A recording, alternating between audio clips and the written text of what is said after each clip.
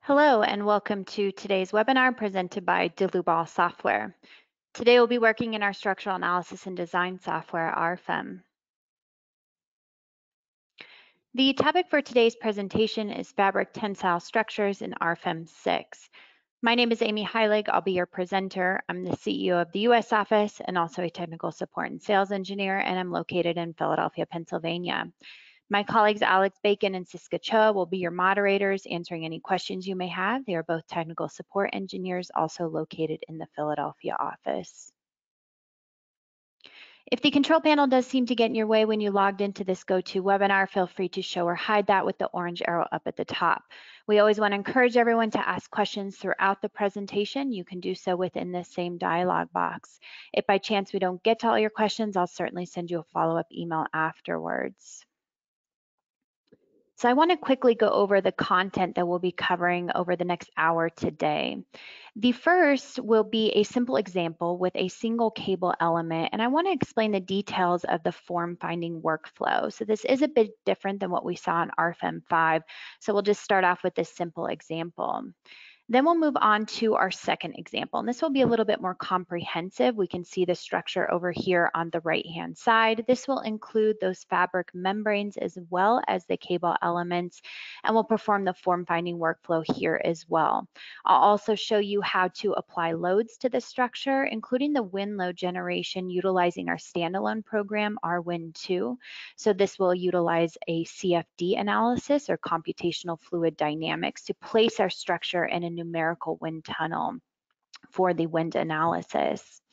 We will run the supporting structure design utilizing the steel design add-on. So a big benefit of RFEM is not only to do the form finding process, but also to design the supporting structure according to the various materials, including steel today, using the AISC standard.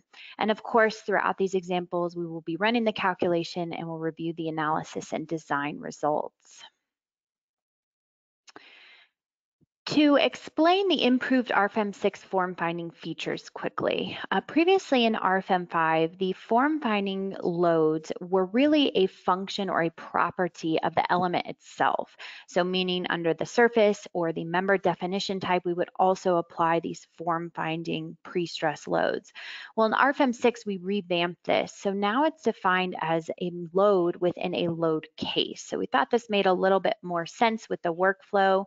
And additionally, what we can do is to define this form finding load case as an initial condition for other load cases. So we're talking about live load, wind load, snow load, and load combinations, where we combine all of these load cases into the various combinations. We also now have the ability to define multiple form finding scenarios in one model. So again, previously in RFEM 5, we really only had one opportunity to define the form finding shape. And in RFEM 6, we'll notice in this first example how we have the ability to set up different shapes. So if we kind of want to play around with the pre-stresses and explore the structure a bit further based on different pre-stress forces, then we can do so all within the same model now. We have expanded and added additional cable form finding member load options for both the geometric and force definition types. We'll see this with example 1. And finally, we have improved the surface form finding projection calculation methods. This would be for more conical type structures, like what we'll be seeing in our second example today over here on the right-hand side for both the orthogonal and radial methods. So we'll begin in RFEM, and you can see that when we launch a new model here, we'll give it a model name. The type of model is set to 3D.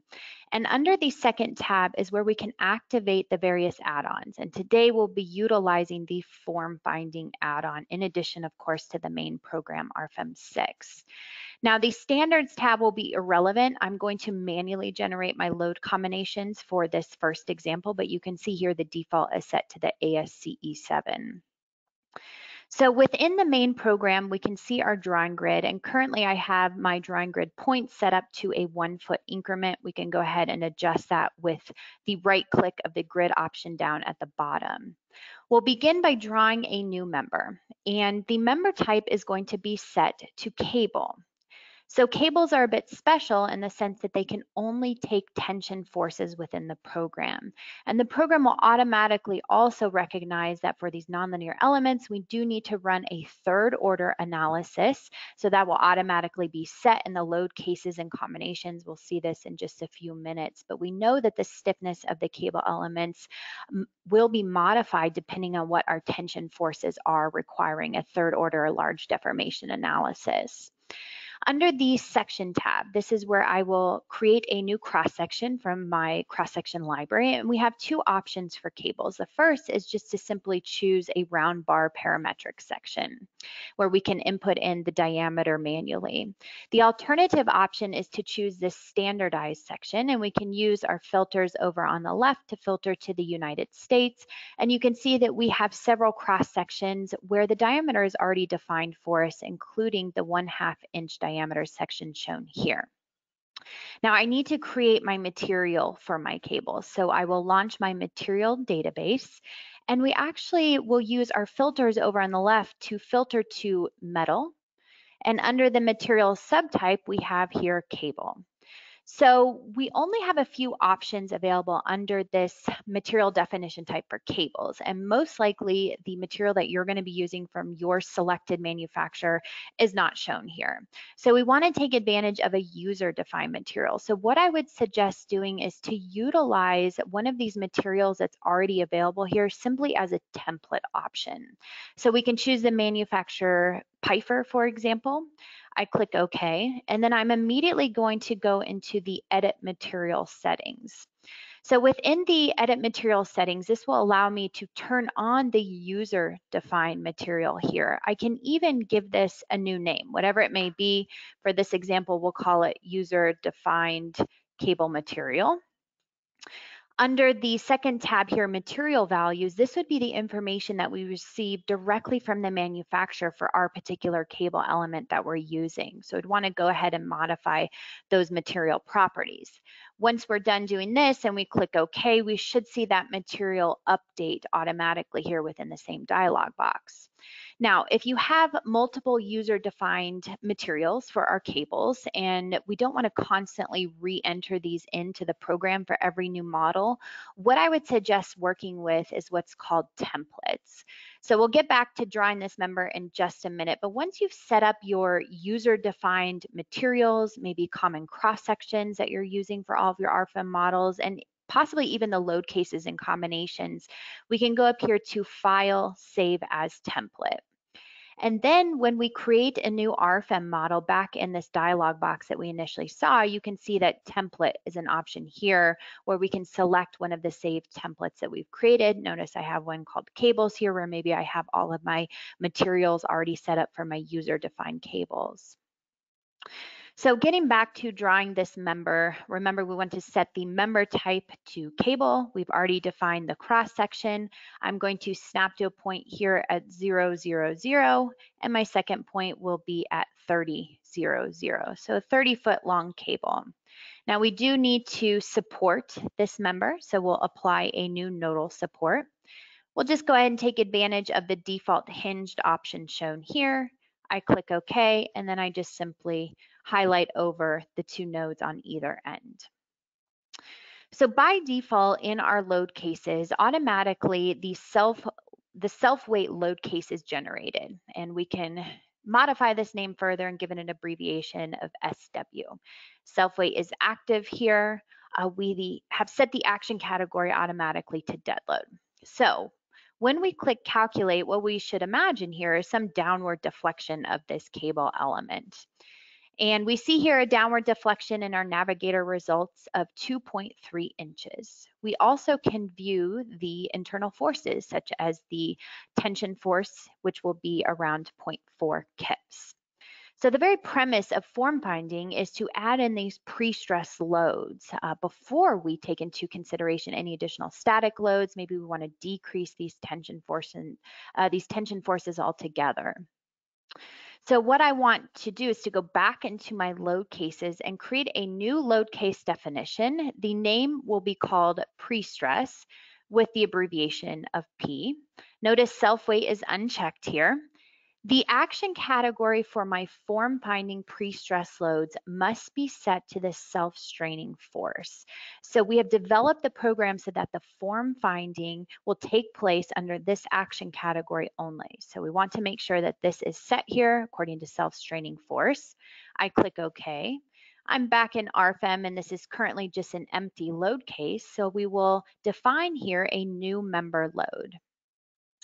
Well, now instead of the load type being set to force, we use our dropdown and we can select form finding. So this particular load type is available because I've activated that form finding add-on at the beginning of the example. And we have two definition types, either geometric, which we can see within our dropdown where we can specify the pre-stress length, the unstressed length, or the sag.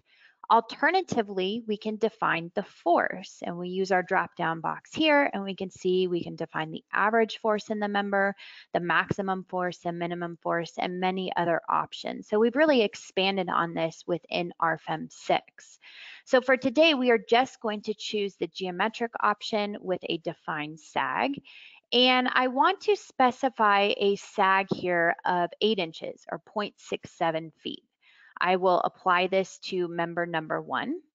I click OK, and now we see graphically this pre-stress load applied to our cable element. So I would imagine that when I run this calculation here, I should see something of the sort of an 8-inch sag applied. But in fact, when we run the calculation and we're currently looking at the global deformations, everything is set to 0. I can even look at my member internal forces and I have no tension forces either. So what exactly is the issue here? Well, we've defined this sag, but the program has absolutely no idea in which direction to apply the sag orientation. Should it be up? Should it be down? Left, right? So the reason for this is because we have no other guidance or loads defined with this pre-stress option here. Well, we can fix this by possibly considering just the self-weight during the form finding load process. So I go back to my load cases, and what I'm going to do is to create, or actually it's back up a step under the base tab. Let's uncheck the combination wizard. So I'm going to manually create my load combinations instead. So I go to my load combinations tab and we'll create our first load combination, but I'm going to give it the user defined name here of shape 1, which is going to be equal to my self weight plus that pre-stress load. Well, we can see here it's set to large deformation analysis. Again, the program recognizes these cable elements. And under the assignment tab, we will move both self weight and pre-stress over to the right, assigned to load combination 1. So now when I click the calculate button, what we should see are hopefully some results. And sure enough, if we take a look at the global deformation, I now see a deflection of 8.47 inches. So this is better than 0, but it's still a little bit more than that 8-inch sag that I initially defined. Well, this is really just an issue of accuracy. And we can increase the accuracy by increasing the number of iterations during the form finding process. So I'll go back up to my load combination that I just created, and under the static analysis settings, I'm going to go into the edit options here. And we also have a tab for form finding. And notice the default number of iterations is set to 15. Well, I'm going to increase this and set it to 50 instead. So I click OK. I'm going to rerun that calculation quickly. And now what we'll see under our deflection is 8.04 inches. So we're quite a bit closer to that 8-inch sag than what we saw just simply by increasing the number of iterations. Maybe we're also interested here in the member internal forces, the tension force. So we can see now this is decreased significantly to 0.114 kips in comparison to just running the self weight. All right, so I had mentioned in the PowerPoint that within RFEM 6, we have the ability to kind of play around with the different form finding settings and to see the different shapes or form finding shapes on the structure all within one model. So let us go back to our load cases tab, and I'm going to define a new load case here. And this is going to be called dead load with the abbreviation of D. The action category will be set to dead load. Notice self weight is unchecked here. I go back into RFEM and we just simply have an empty load case. So I'm going to apply a new member load. The load type will be set to force, but it will be a concentrated load with a load magnitude of negative 2.25 kips. And I'm going to apply it at 50% of the member length, and I specify member number 1. I click OK, and we just see this simple point load applied right here at the midspan under load case 3. Well, I now want to combine this dead load case with my form finding conditions. So I'm going to create yet again a new load combination. And I define a new load combination here. I give it the user defined name of shape 2. This time though, it's going to be equal to my dead load that I just created, that point load, plus my pre-stress conditions. And under the assignment, we can move over the pre-stress load as well as that new dead load. I am not going to consider self-weight for this particular shape. So I click calculate, and what we'll see here after the calculation is done is we take a look at our deflection, and sure enough, we'll go ahead and turn off our grid and our applied load here. We have a deflection that is still close to that 8-inch sag, so 8.04 inches. But notice how my deflected shape looks quite a bit different, more of a triangular distribution here. And by the way, you can always adjust the deformation factors here over in the control panel to something larger or smaller. We can take a look at our member internal forces, and we see here we now have a tension force of 25.2 kips. So this is how, again, we can kind of explore these different form finding settings all within the same model. What else might be interesting to us is if we go under the navigator display options, and all the way at the top, we have this option here for display topology. And the initial option is to show the original shape. So this is before the form finding has taken place. And notice our results are presented to us still just on this completely straight cable. Alternatively, we can view the deformed shape, and our results and our tension force is displayed with that triangular distribution shown here for that deflection. Going back into the load cases, what else I want to point out is that we now have the ability to very easily add load factors during the form finding process. So if I take a copy of shape 1 here, and I'm going to rename this one to shape 3, I'm going to apply a load factor, and I'll just simply rename this one to begin with, of 1.6 to the self weight. Well, under the assignment tab, you can see that currently these factors are set to 1.0. So if I want to adjust this, I can just simply type in 1.6 with my factor here, and we can rerun this calculation. Now, what we would expect is to see similar deflections. Yet again, we're still reaching that 8-inch sag that I have previously defined under form finding. But if I take a look at my tension force, this should be slightly higher now that we have increased that load factor for my self weight. So you can see it's 0.183 kips. If we take a step back and look at shape 1, you can see the tension force decreases to 0.114. All right, so now we have explored some of the different scenarios with this initial form finding shape, but how do we combine this now with additional load cases like live load, snow load, wind load? So we will yet again create one more load case here, and we will call this one live load with the abbreviation L. The action category is going to be set to live. I go back into RFEM and I need to add a new load here. So I will go to a new member load. The load type will be force. The load magnitude will be negative 0.33 kips per foot applied to member number 1. I click OK, and now we see this load applied to our cable element. Now I can always right click here and use this slider to decrease the size of the load on the model. So now that we have created the live load, we need to combine this with that pre-stress form finding initial shape. So I'll go to my load combinations, and I'm going to create my first load combination that has more to do with the static analysis rather than the form finding shape. And with this load combination, I'll give it the user defined name of self weight plus the live load. But before I can run this static analysis, I need to tell the program which shape to start with before I apply these additional loads to the cable. So I'm going to turn on this option here to consider the initial state from the shape 1 available under load combination 1. So now the program will be intelligent enough to first run this form finding condition, then it will move on, and we can see under the assignment tab here, to apply both self-weight and that live load. So I can run the calculate button, and what we should see once the program is done solving here, we take a look at the deflections. We'll turn off our loads. We can see a deflection here of 19.36 inches. We can take a look at our tension forces, 23.15 kips. And what else might be interesting to us is the topology options that I previously showed to you are also available here under the drop-down box within our toolbar.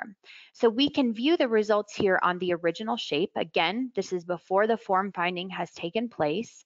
The next available option is the initial state shape. So this is after the form finding has taken place. And finally, we have our third option here for the deform shape. So now we have applied self-weight and live load for the static analysis to go ahead and do our design of this cable structure. It must be pointed out too that we can create multiple load combinations. We can change out these different shapes here again to do further research into how our structure is going to be affected based on the different form finding settings.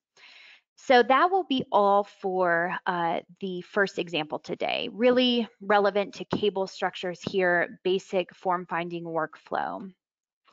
But let us move on to our second example. So I have already modeled here our supporting structure with our steel pipe members, and I will go ahead and explain here under the base data initially what I've also set.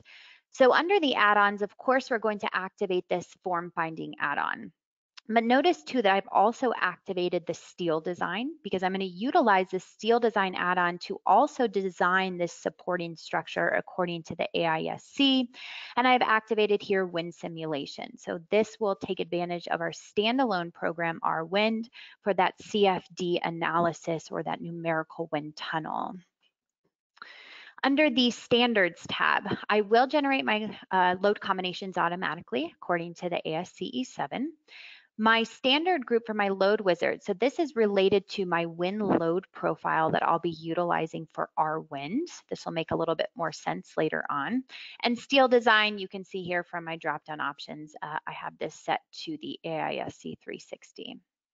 One more thing to point out under the model parameters is I have went ahead and linked this to our GeoZone tool.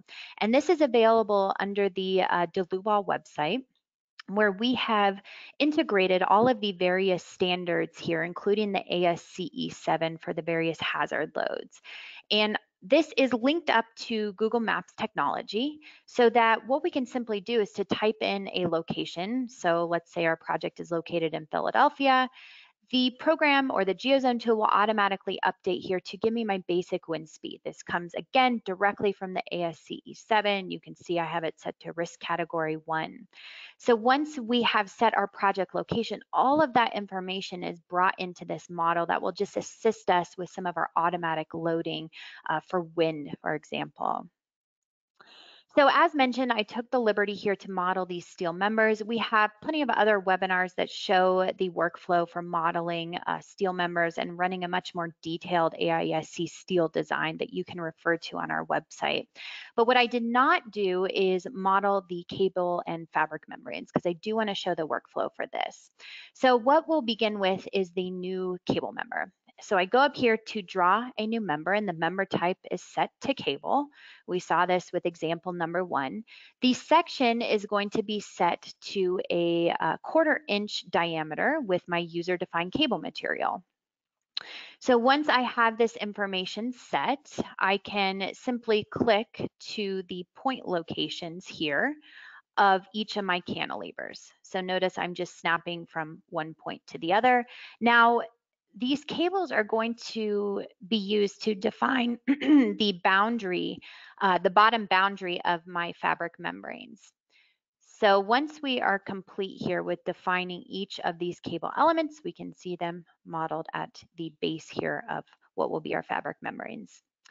So to begin with the fabric membranes, I want to draw a new line element. And a line element has no member properties. It's exactly as it sounds. It's just a simple line. And it's going to be used to further define the boundary lines here of my first fabric surface. So I'm just snapping from the top of the model down to the bottom, and I right-click a couple times to exit out of this option. To create a new fabric membrane, we need to generate a surface. And the problem with these surface options available here is that these must all be in one plane if we use the surface options available. The problem is that up at the top, we have this curvature. So the surface will not be in one plane. Rather, we want to use what's called a quadrangle surface. And you'll notice a quadrangle allows us to have some curvature defined. The stiffness type is going to be set to membrane. And a membrane is special just like a cable element in the sense that it can only take those in-plane forces or those tension forces. We need to define a new thickness and material for our fabric membrane. So I define a new thickness type here.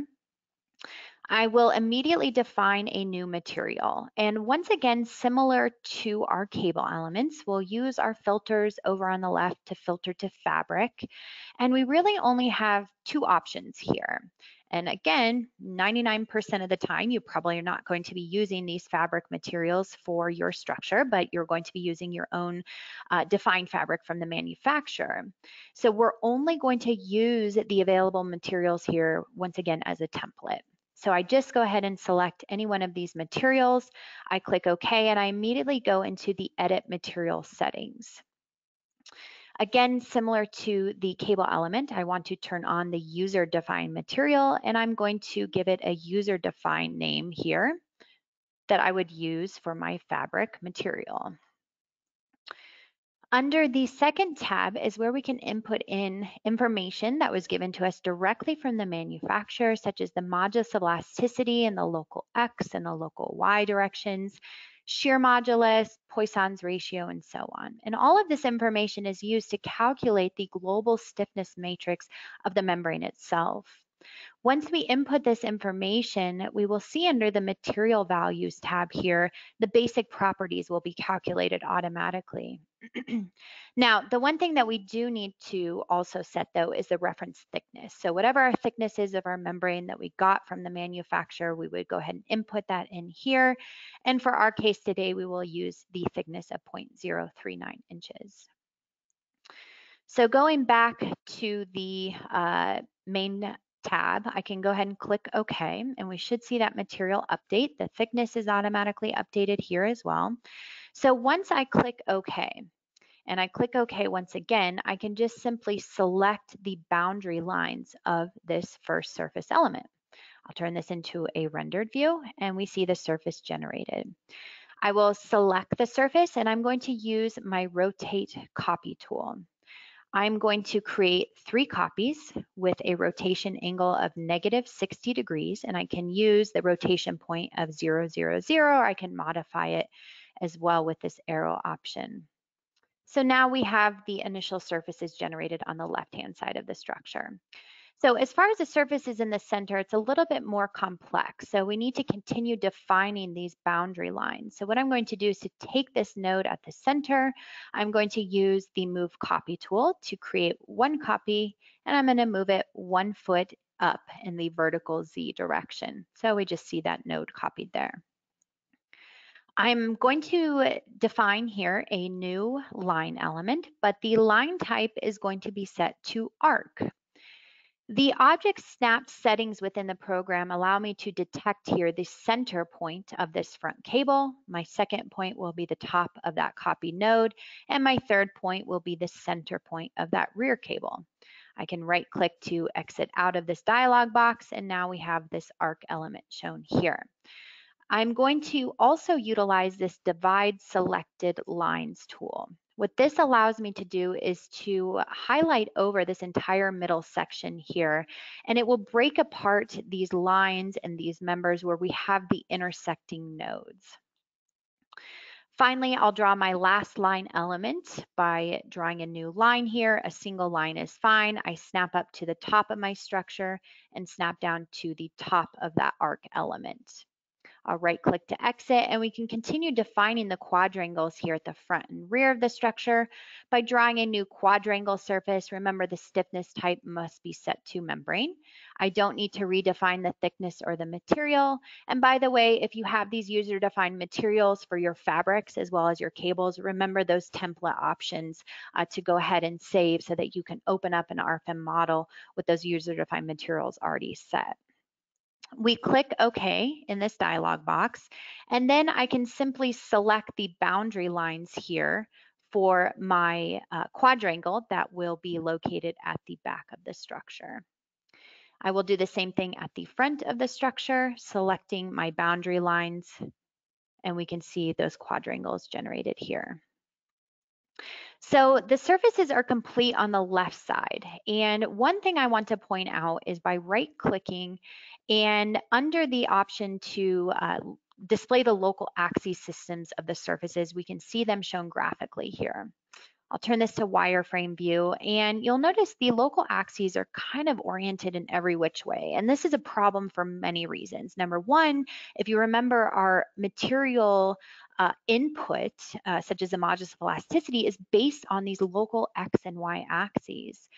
Also, our form finding settings, when we define those pre-stress forces, they're also going to be based on the X and Y directions. And finally, our results are all based on local axes of the surfaces. So if everything is going in every which way, realistically, our results are not going to be correct. So we need to align these so that they have a nice orientation all in the same direction. So I'm going to highlight all of my surfaces by holding down my control key, but I'm going to deselect this surface here at the front right with my shift, and I'm going to right click on these surfaces, and under the surface option, we can reverse the local axis system.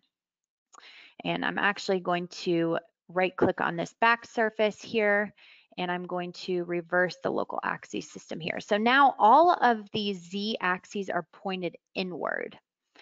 But I want to take this a step further by selecting all of my surfaces, once again by holding down my control key. I'm going to double click to edit them, and under the specific axes checkbox here, we now have an input axes option. And I use this drop down to select the axes directed to a point where I can choose to orient all X axes towards the point that I can select graphically. So I'm going to choose the option here to graphically select the bottom center of my structure up to the top center. You can see the coordinates are automatically populated. I click OK, and now we should see all of the local X axes oriented right towards the center of this conical shape on the left-hand side. So I'll highlight all of these surfaces once again, and I'm going to utilize my mirror tool. A mirror tool is exactly what we would see in something like AutoCAD, where we can create a copy. We can mirror about the YZ plane, and then I graphically choose my mirroring point, let's say the top of that arc element. I click OK, and we should see all of our surfaces mirrored to the other side. But of course, we have a problem here with our local axes. So I'm going to right click, and under the surface option, I am going to reverse the local axes so that now all my Z axes are pointed inward. But if I double click on these surfaces, under the input axes, all the X axes are still pointing to the left-hand side of the structure. So let's just update that to the right-hand side instead. So I choose the bottom center point and the top center point.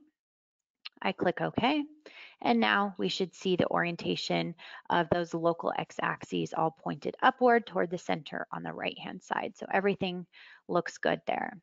So now our modeling is essentially complete here with the fabric membranes and the cable elements. We want to move on to the pre-stress forces for the form finding workflow.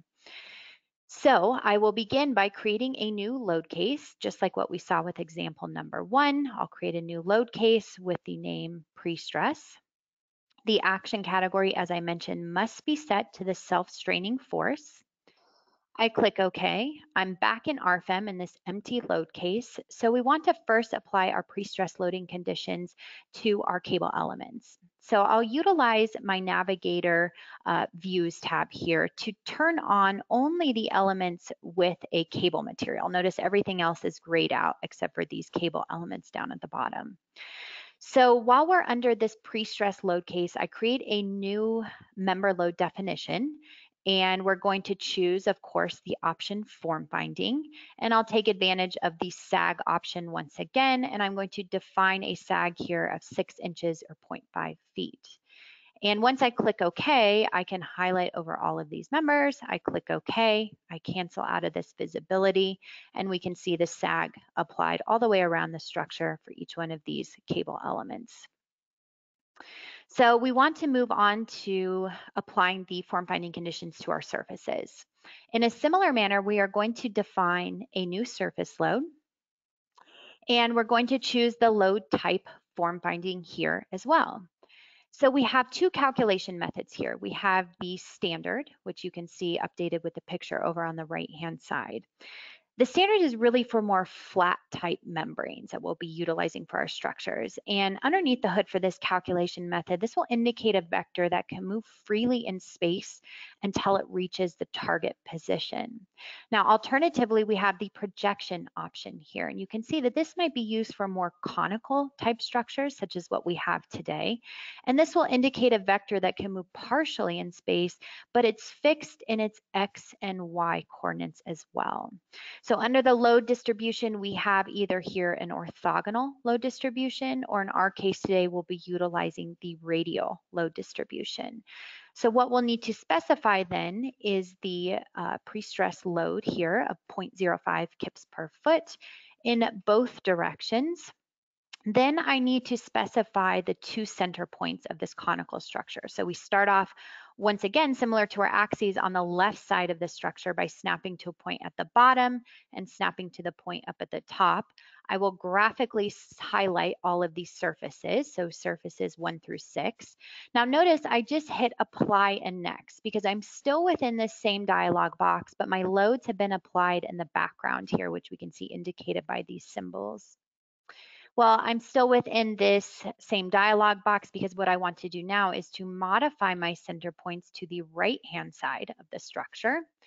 And the coordinates update automatically, but this time I want to graphically select my surfaces on the right-hand side, surfaces 7 through 12.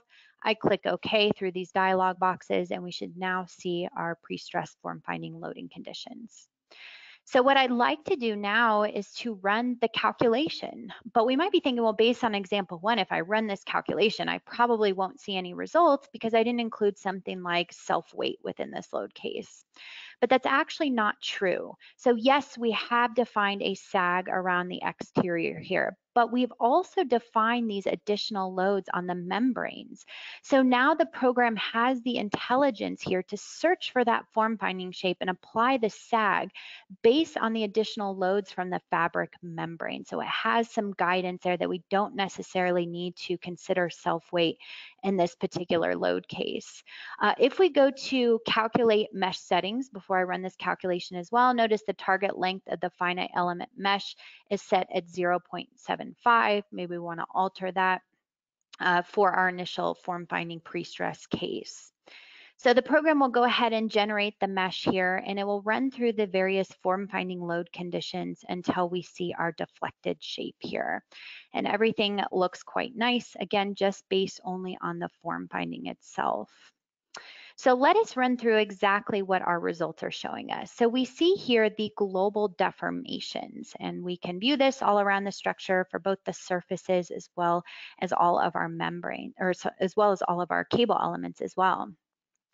Under the members option, we're probably very interested in the cable internal forces here. So we activate member internal forces. Maybe I take a step back and I'm going to deactivate the A53 grade B material, but I'm going to activate only my cable materials. So now I'm just viewing the internal forces here for each one of my cable elements just based on this pre-stress condition. We'll cancel out of this visibility, go back to our Navigator Results tab, And in addition to the member internal forces, let us take a look at the internal forces for our surfaces. So we see here the axial forces NX and NY. And again, these are based on the local axes of the elements themselves. So we see here in kips per feet, in which the center of the structure, we're pretty close to that 0.05 kip per foot input that I put in for the form finding conditions. As we vary around the structure, especially at these steeper inclinations, it might vary a bit. Same concept for NY. What else is applicable here during the form finding is the shape tree options. So for example, I can activate the contour line. So currently I'm viewing the contours just based on inches here. I can activate the inclination, which is showing me based on degrees. And also I can activate the inclination directions. And under this second tab here in my control panel, notice this red arrow points me to which factor I can currently control. Maybe I decrease this factor. And now we can see with these line elements exactly where the inclination direction is for that form finding case. Okay, so realistically, that is the pre-stress form finding workflow. But now that we have went ahead and solved for this condition, we need to consider the additional load cases for our static design. And what I'm talking about is concepts like live load and wind load. So we go to our load cases tab and we'll create a new load case here with the load case name live. The action category must also be set to live. Notice self-weight is unchecked here. So what I can do is to click OK. I'm in this empty load case here back in RFEM. We will apply a new surface load. And the load type is going to be a standard force with the load magnitude here of 0.005 kips per square feet. But notice I'm going to apply this based on the local coordinate system here, the local Z direction of my surfaces. So when I click OK and I highlight over all of these elements, we can see here the live load applied to all of those fabric membranes. Back under my load cases tab, keep in mind though that if we want to look at these load cases and run the calculation for both self-weight and live load, we want to make sure that we turn on the initial state from the pre-stress load conditions here from form finding. So the program will then run through the initial state here for the pre-stress. Remember, we've already run through this, what the initial starting condition should look like before moving on to the static loads such as self-weight and live load. We do want to create one additional load case here, and this one is going to be wind with the action category set to wind load. Again, we'll also set the initial condition to pre-stress, but this one is going to be a bit special. We're already familiar now with how to apply basic surface loads, member loads, but remember, I activated the wind simulation in the base data. So this is going to utilize the standalone program RWIND for that CFD analysis. When we activate this analysis type, we have a couple additional tabs here. And because of the sake of time, I really don't have the ability to go into much detail for all these wind analysis settings. We have additional webinars and online resources on our website that will go much more into detail with RWIND in itself. But you can see here the wind analysis settings are controlled within this dialog box. For example, I've decreased the finite volume mesh to 10% just for a quicker calculation, less accurate though. The steady flow, I increased the number of iterations to 600 and several other settings within here. The wind profile, if you also remember under the base data, I said we're going to generate the wind profile according to the ASCE 7. So we can always modify the standard back under the base data, but for now, utilizing the ASCE 7, what we see here is that the program has brought in that basic wind speed because I have linked that to that online GeoZone tool available on the DeLuval website. Well, I can make further changes here, such as exposure category, maybe some of my coefficients, and ultimately this information goes into calculating the wind load profile here as a function of height. So this will be used with the wind analysis in RWIND. we want to orient the structure here 90 degrees around the z-axis. So this is just going to rotate the structure in my wind tunnel. I'll show you this in just a minute. So realistically, we could run our wind simulation under the hood. We don't even need to open it up within the program. But what I did want to show you is just a brief example here of our wind simulation and showing our structure here within the program. So you can see that the RFEM model was automatically brought in to this standalone program. And I'm going to go ahead and start the calculation now while I continue to talk about what exactly is going on here. So notice the initial form finding shape is also brought in here because I've solved for that. I set that as a prerequisite here before we consider the wind analysis. And if I jump back to this model tab, we can see our numerical wind tunnel. And I've rotated this 90 degrees because I wanted the wind to be oriented here based on my structure within the wind tunnel shown. We see the wind will be applied from the left to the right based on this red arrow. The wind velocity at the start is based on the ASCE 7 wind load profile. And by the way, you can always create your own wind load profile too if it doesn't fit within the standard. We have a mesh within this numerical wind tunnel. You can see it becomes more refined as we get closer to the structure. Under the zones tab, we're going to shrink wrap a mesh around the structure so that we can use this to calculate those wind loads within this numerical wind tunnel. It's wrapped around each individual member. So very, very accurate here.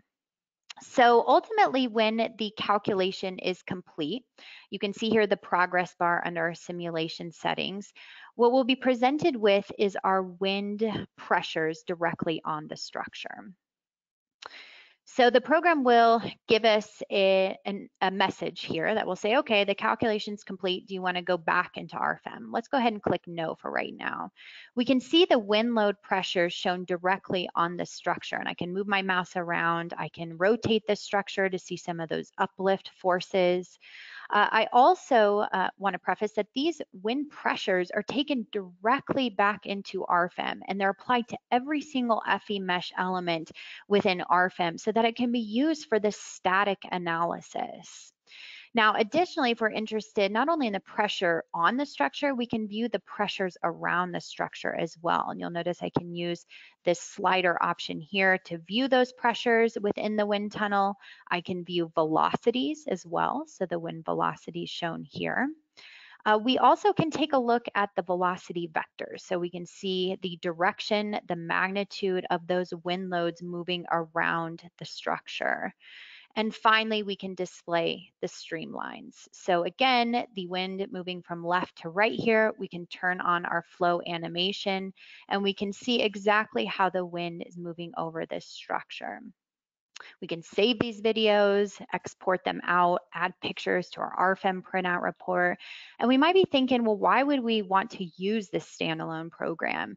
And I think it's pretty clear to say that these unique fabric structures really have the geometry that doesn't necessarily fit into the minimum wind load standards, such as the ASCE 7. So we want to use this as an additional tool here just to get an idea of what our wind loads on our structure can be. So once we are done running the RWIND calculation, we just simply exit out of here. And again, all of these results will be brought back into RFEM. So now that we are done defining these various load cases, we need to combine them into the load combination. So back under the base tab, notice I have activated here my combination wizard according to the ASCE 7. The actions tab, I am going to deactivate here this self-straining force. I do not need the program to consider it further in my combined load combinations. Rather, we are always going to use this particular action category as a initial condition. So we do so here under the design situations. And the design situations are really needed for our steel design. And you can see here my LRFD design situation is generated as well as my ASD design situation. And what we want to do here is to go into the detail settings, and similar to what we did with our load cases, we want to activate the initial state from the pre-stress load case number 2. I click OK. Now this same combination wizard is used for both my factored and my unfactored load combinations. And I jump to my load combinations here and I can see my factored load combinations listed individually in orange, my unfactored load combinations listed in red, and every single one of these has the initial state from load case 2 for my pre-stress.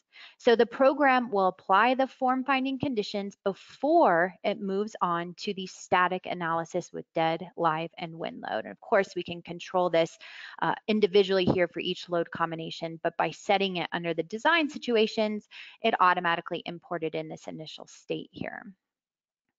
Okay, so we're finally ready to run the analysis, but one thing that I wanted to point out is the entire benefit of RFEM 6 now is these add-ons being integrated directly within the main program, including for steel design.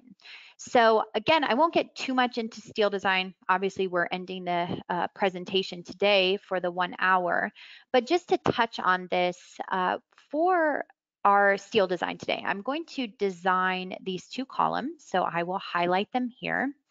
And under the Design Types tab, I need to define a new effective length for these members. So I can go in here to define a new effective length. And for these pipe elements, I'm not concerned with torsional buckling or lateral torsional buckling, only flexural buckling. And it's within the effective lengths that we define the information for unbraced lengths. Incredibly important for the design. It does not affect the analysis at all, but we know that unbraced lengths are needed for the design according to the AISC. So I can immediately override this here for both my strong and weak axes to maybe something more like 13 feet instead of the full member length here. So I click OK, and now we have that effective length set for our 2 pipe elements. Now I want to run the same workflow for all of my cantilever elements, but you'll notice I have also selected my cable elements. Let's go ahead and go back to our Views tab to deactivate the cable material, but rather only activate our steel material. I will yet again select all of these cantilever members. I can double click to edit them. And under the design types, we want to specify a new effective length, deactivating torsional buckling, lateral torsional buckling. And I simply want to override the unbraced length here to 5 feet for all of these cantilever members rather than the full 10-foot length. I click OK, I click OK. And the final step before we run the calculation is to jump down here to my table, and I'm going to choose the Steel Design add-on. Notice we have here under our design situations our LRFD design situation. Remember, that's the factor load combinations. And we have ASD for unfactored load combinations. So I simply want to relate the LRFD factored load combinations to my strength limit state according to LRFD design. But my unfactored load combinations, I'll relate this to my serviceability limit state design.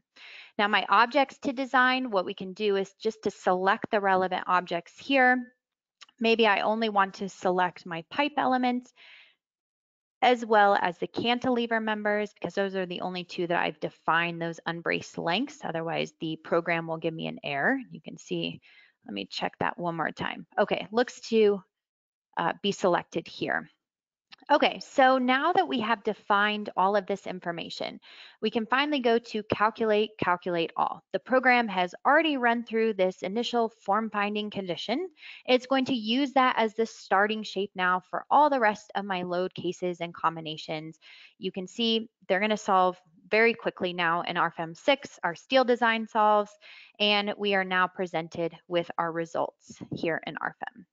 So we're currently looking at the static analysis. We can see this in our navigator results dropdown here. Now we've already visited some of this information, topics like global deformations, and we can change around to our different load cases here. But we're also interested in our member internal forces. So yes, we can view the axial forces or the tension forces within our cable elements, but maybe we're also interested in information such as MY, our moment for our strong axis, our weak axis. And for any one of these members too, we can always right click to go to what's called the results diagram. This is just going to allow me to turn on these internal forces for any one of the members to see what's going on in a little bit more detail. I can even scroll to the different load combinations here. I can add this information to my printout report. I can move this over to my second monitor and continue working concurrently in the program, and everything will update in real time. Now we're also interested in our axial forces for our surfaces. So what we can do here is to view the initial state or the deformed state, doesn't matter. We can view the NX forces based on our color panel here. We can view the NY forces. This is what we would want to compare, of course, to our manufacturer's limits. Now, graphical view of these internal forces is nice, but maybe not so helpful in terms of really sorting through the information. So all of this is available in table format, where we can view, for example, the results by the surface. And we can jump down here to the basic internal forces. And notice the program syncs up in the background exactly which surface we're looking at here. We can see, rotate this around, that red arrow is showing me exactly where the controlling internal force is. Now there's a lot of zeros in this table, and that's just simply because, remember, those membranes can't take moments, they can't take shear forces, only axial forces. So we can always go to our filter options here and turn off moments, turn off shear forces. And now we should see this table that's only showing the relevant axial forces. And of course, if you remember, we also ran the steel design. Again, just a brief introduction to this. We're looking at that steel design add-on where we can view the design ratios by the member. So I'll turn this to wireframe view. Notice the program automatically syncs up graphically here. It's showing me for every single member exactly the code check from the AISC. So relatively low code checks here for these particular members. And for any one of these checks, I can always go up to my design check details, and new within RFEM 6 is just a complete output here of our results, including code references, code equations, all that goes into determining this design check ratio given here. So we can add this as a graphic to our printout report. We can even change to some of the different checks here for this model, or for this particular member at this X location. Again, very, very transparent in where the numbers are coming from. Okay, so that really gives an overall introduction to the full form finding workflow, including the static analysis, the steel design. One final thing I just want to touch on is let's take a look at the printout report. So perhaps I'm interested back in the static analysis here, and I want to take a look at my NX forces for my fabric. And I'm going to modify this in the reverse Z direction here. And I'd like to print off the NX and NY forces for several of my load combinations that I've created. So I have the option, of course, to run through each one individually, add it to my printout report, but rather I'm going to show you a bit quicker option. So the first thing to do is to create a new printout report up here in our toolbar. And we can take advantage of some of the default template options, including the input data and reduced results, which is what I will utilize today. Otherwise, you can create your own template. Turn on and off whatever you see here for all the various options, save it as a template, and use this for all of your future RFEM models. So I create this printout report, kind of generates this in the background, but I'm going to next go up to the option to print the graphics to the printout report.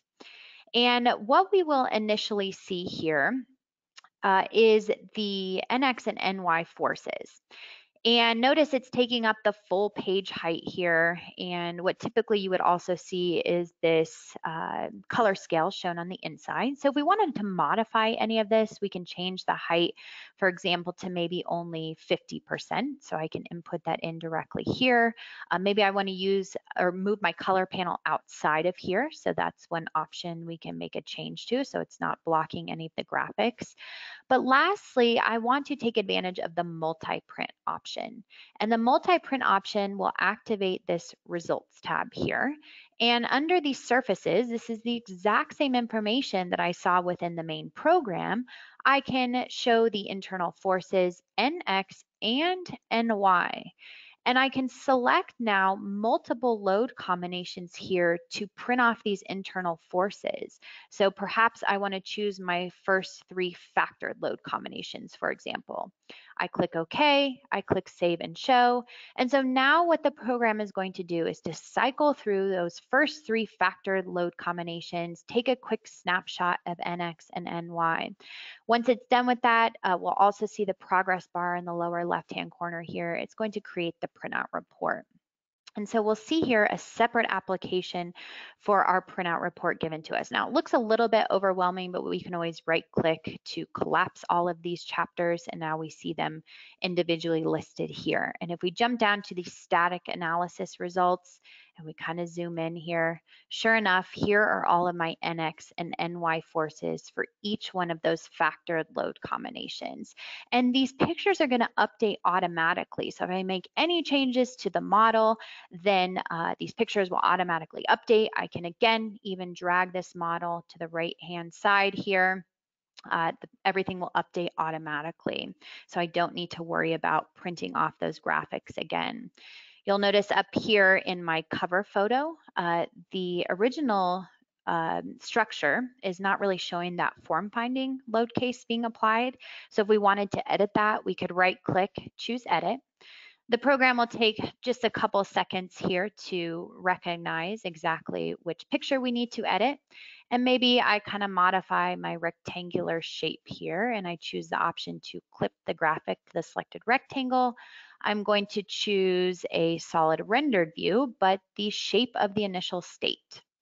I'll turn off my grid down here at the bottom, and now we can see that once we click OK, the program will bring back up this printout report, and we should see the cover photo updated accordingly here. And sure enough, here is that rendered view. So again, we can add our own logo to this. We can add further information, turn on and off different settings, save this as a template, and use it for multiple RFEM projects. All right, so one more thing just to mention before we conclude the presentation today, talking about future RFEM 6 development related to form finding. We are currently working on the cutting pattern add-on. So this is the flattening process to produce the cutting patterns. This will be relevant not only for tension membrane, but also pneumatic cushions within RFEM. So both are possible with the form finding capabilities and will soon be available for cutting patterns as well. Now, we did have this capability in RFEM 5, but we'll definitely see some improved technology in RFEM 6, for example, improved cutting line definition. That will be quite a bit easier than what we saw in the previous version. We'll have the ability to export out these patterns, such as a DXF file, and give them directly to the manufacturer. So something that is currently in development, and we should see available in the coming months. So this webinar will be recorded, will be placed on our website where you registered for the GoToWebinar. And the models that you saw today, you can download for free. You can open them up in the free 90-day trial version of RFEM available on our website as well. The trial version is full capability, includes all the add-ons for the full 90 days. If you have any questions about today's presentation or anything else, feel free to contact us at our Philadelphia office, and you can see the contact info available down here at the bottom of the screen. In particular, our email is info-us@deluwalk.com. So we will have many more upcoming webinars as we continue to introduce the new features of RFEM 6. You can register at deluwalk.com under support and learning webinars. As most of you know, I tend to send out a reminder email about a week before these take place, so feel free to keep an eye on for that and register directly through the email. PDH certificates will automatically be emailed to all participants. This does not happen automatically after the webinar. It will take usually about a day or so before you will see those. They will be emailed to all participants who are here for the full presentation, the full 60 minutes. This is a requirement of the states that we are pre-approved providers for PDH. So again, if you were here for the full presentation, you can expect that PDH to be delivered to your email relatively soon.